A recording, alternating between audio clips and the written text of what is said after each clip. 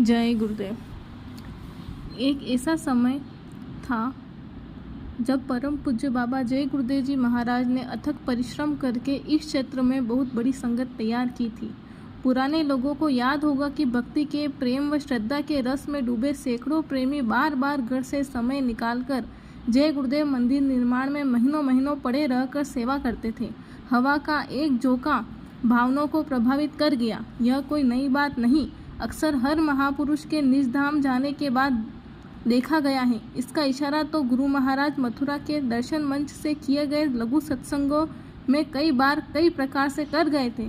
कहा था कि मैं 2 प्रकार का डमरू बजाना जानता हूँ, सीधा भी बजा सकता हूँ और उल्टा भी बजा सकता हूँ। जब महात्माओं का सीधा डमरू बजता है तो लोग कुछ पाने की लालसा से टूट पड़ते हैं, भीड़ इकट्ठा हो जाती है। महात्मा बड़े खिलाड़ी होते हैं। जब वह देख लेते हैं कि लोग अपनी फितरतबाजियों से बाज नहीं आते तो वह उल्टा डमरू बजा देते हैं, भीड़ खत्म हो जाती है। जब उल्टा डमरू बजता है तो लोग दरबार को छोड़कर ऐसा भाग जाते हैं जैसे कभी मथुरा आते ही नहीं थे। यह भी एक इशारा किए थे कि हर महात्मा के जाने के बाद लोगों ने मनमानी तरीके से अपनी दुकानें लगाई।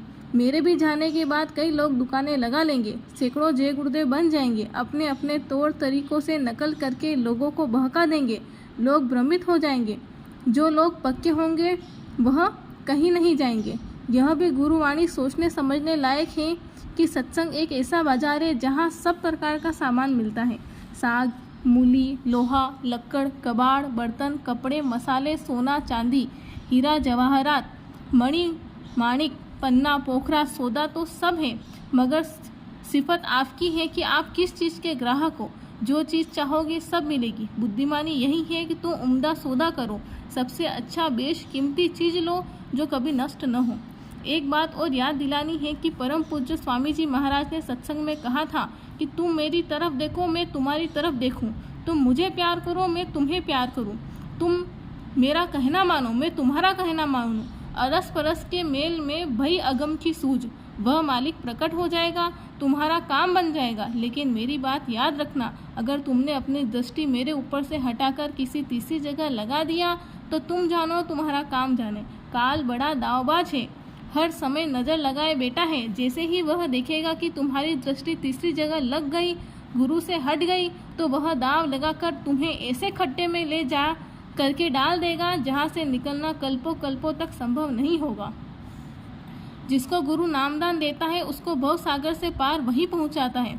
गुरु जब आखिरी वक्त आता है तो संभाल करने के लिए शब्द रूप में आकर अपने साथ ले जाते हैं, दूसरा कोई संभाल नहीं करता। जिसे एक बार संत सदगुरु से नामदान मिल जाता है उसे किसी दूसरे से नामदान लेने की जरूरत नहीं पड़ती।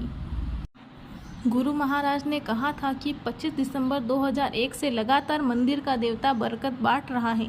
अपने जीवन काल में कभी नहीं फरमाया कि बरकत बंटना बंद हो गई, बल्कि यह जरूर कहा था कि युग जमाने बीत जाएंगे, शताब्दियां बीत जाएगी, लेकिन मंदिर के देवता की बरकत बांटना बंद नहीं होगी, यह बढ़ती रहेगी। मैं रहूं या न रहूं, तुम बराबर आते जाते रहना, अपने गुनाहों पाप कर्मों की गठरी दरबार में चढ़ाते रहना और दया दुआ की झोली भर के ले जाते रहना। याद रखना, मैं जो कुछ भी हूँ अपने गुरु महाराज की वजह से हूँ। जो दौलत आपको मिल रही है यह हमारे स्वामी जी गुरु महाराज की कृपा है। अगर तुमने हमारे स्वामी जी दादा गुरु जी को भुला दिया तो मैं भी तुमको भूल जाऊँगा। तुम भारी मुसीबत में पड़ जाओगे, फिर तुम्हारा ठिकाना कहाँ होगा। क्या आप यह बात भूल गए कि गुरु महाराज ने कहा था कि हमें अपने निज धाम जाने दीजिए। देखिएगा, मेरे जाने के बाद सैकड़ों जय गुरुदेव बाबा बनेंगे और अपने अपने मन गणत तरीकों से लोगों को भटका देंगे। याद रखना, मैंने यह संगत रूपी बगीचा कितनी मेहनत से लगाया है, एक एक पौधे को लगाने में कितनी मेहनत किया हूँ, यह तुम्हें नहीं मालूम, वह मैं जानता हूँ। मेरी बाग के पौधे में पानी डालते रहना, सींचते रहना। मेरा कोई पौधा सूखना मुरझाना नहीं चाहिए। यदि तुम्हारे देखते कोई पौधा मुरझा गया, सूख गया तो तुम ही को दोष लगेगा। सींचते रहने का क्या मतलब है? गुरु भक्ति का, सेवा का, दरबार से प्रेम का, गुरु वचनों के पालन का, शाकाहारी प्रचार का, नशा मुक्ति का पाठ पढ़ाते रहना, जिससे लोगों की श्रद्धा, आस्था, विश्वास बना रहे, कायम रहे, लोग मनमुखी न बनने पाए, आपस का प्रेम बना रहे, किसी प्रकार की मत भिन्नता न हो। यह मत लड़ाई झगड़े का, निंदा आलोचना का नहीं। यह आध्यात्मिक विद्या का स्कूल है। स्कूल की गरिमा बनी रहनी चाहिए।